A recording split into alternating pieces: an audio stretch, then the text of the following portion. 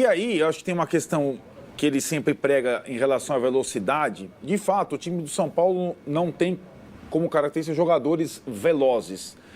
Mas você não dá só velocidade com velocistas. Não tem corredores de 100 metros no São Paulo. Bolts da vida, né? Aliás, o São Paulo, historicamente, teve poucos nos seus times vencedores, poucos times rápidos na essência. Ou poucos jogadores rápidos. Os grandes jogadores da história do São Paulo, mesmo aqueles times era Tele, Raí, jogador lento, só que chegava na área no momento correto.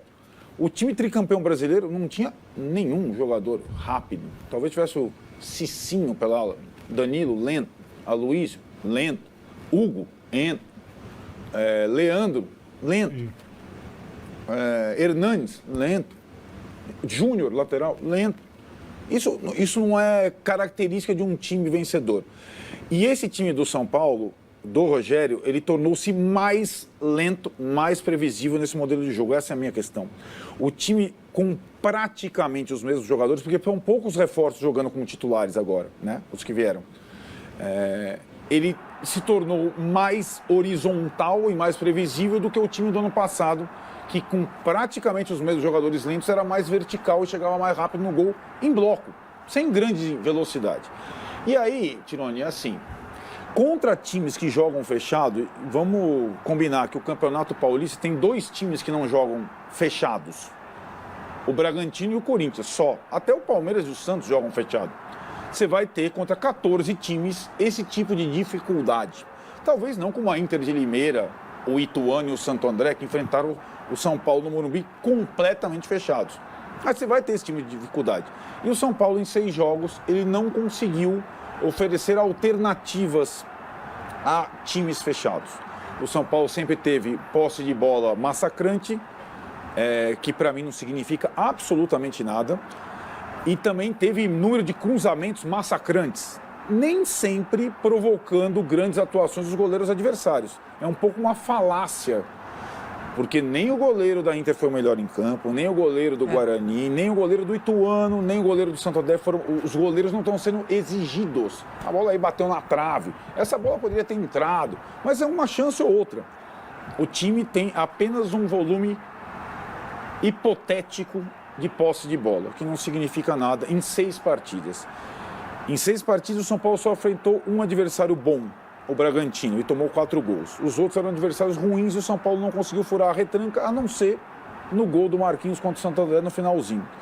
Para mim, número de futebol, o Ceni adora, para mim não significa nada. O único número que significa é o placar, 1-0, 2-1, isso é número de futebol.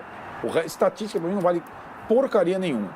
Mas eu vim com os números, alguns números diferentes, para contrapor esse domínio estéril que o São Paulo, o Ceni tem sobre os adversários.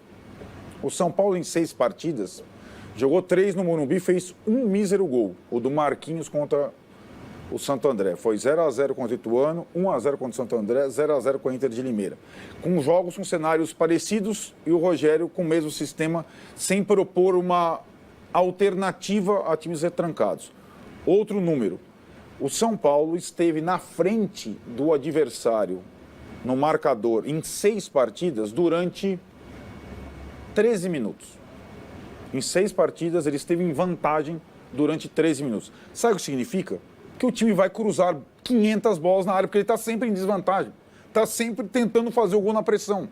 Ele não tem espaço, porque ele não está em vantagem no marcador. Então ele teve 10 minutos contra o Bragantino, virou o jogo, tomou o 2-2 depois de 10 minutos. Teve 2 minutos em vantagem contra o Santo André, depois acabou o jogo. 30 segundos em vantagem contra a Ponte Preta. Acabou o jogo. Você tem espaço quando você está em vantagem. E você tem que adquirir a vantagem a fórceps, não importa como. Então, por exemplo, ontem, contra a Inter de Limeira, em vez da circulação de bola, a paciência, o São Paulo deveria ter ido para o abafa desde o primeiro minuto de jogo.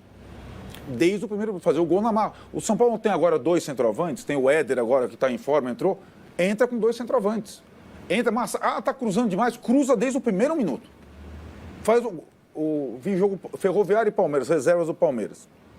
Palmeiras, jogo igual, nenhuma chance. Escanteio, 1-0, gol do Murilo. Mudou o jogo.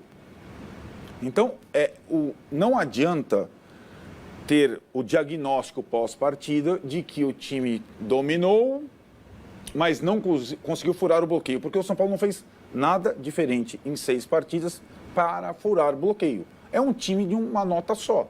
E, para mim, não é só na questão do Paulista, não, porque o Paulista são adversários piores. Eu falei, acabou a brincadeira ontem brincando, a Maria falou frase do Cereto, porque a partir de agora são clássicos e Copa do Brasil. No Brasileiro, com 20 times, muito provavelmente no seu estádio, o São Paulo vai jogar contra 17 que joguem fechado contra o São Paulo. Pode ser a Inter de Limeira, pode ser o Goiás, pode ser o América, pode ser qualquer um. E vai ser assim. Se o São Paulo continuar campeão de posse de bola, como adora a Maria, não vai ganhar de ninguém. O São Paulo precisa ter outras alternativas. E acho que esse time é previsível demais e evoluiu muito pouco da primeira à 6ª partida. Mas muito pouco mesmo. E acho que talvez em 6 partidas ele não tenha feito uma partida boa, você possa falar, uma boa atuação. É muito pouco, né? Eu acho que é muito pouco. E acho que pelo time que o São Paulo, pelos jogadores que o São Paulo tinha e pelos jogadores que o São Paulo contratou, já era tempo de ter dado algum sinal melhor do que desse início da temporada. Para mim é muito pouco. E acho que muito pouco provável que ele desista, pela personalidade que tem, pela defesa do estilo de jogo, dessa situação quase monocórdica da circulação da bola e da posse de bola, dependendo do adversário e da sua circunstância. Porque ele jogou da mesma forma contra a Inter e contra o Bragantino. Eu acho errado. São adversários completamente diferentes. No domingo ele tem um bom desafio. Ele vai jogar contra um time grande, pressionado, contra a torcida única, sozinho, e que se não tiver demitido o técnico, pode estar decidido a demitir o técnico com a torcida sob pressão. Sabe o que ele vai fazer? Ele não vai jogar pressão para o adversário. Ele vai controlar o jogo do mesmo jeito que ele fez contra a Inter. Joga a pressão para o adversário que precisa mais que você. Às vezes é assim, mas não. Se o Carille continuar como técnico do Santos, ele sabe que vai encontrar o São Paulo desse jeito e vai jogar no erro do São Paulo. O São Paulo, para mim, não cabe a desculpa de que falta um jogador X ou Y para o time ser o desenho que o Ceni deseja. O São Paulo não tem o orçamento do Palmeiras, do Atlético e do Flamengo para contratar quem quiser. O São Paulo tem bons jogadores e dá para tirar mais caldo desses jogadores do que o Ceni tem conseguido até agora, desde que chegou e, sobretudo, esse ano.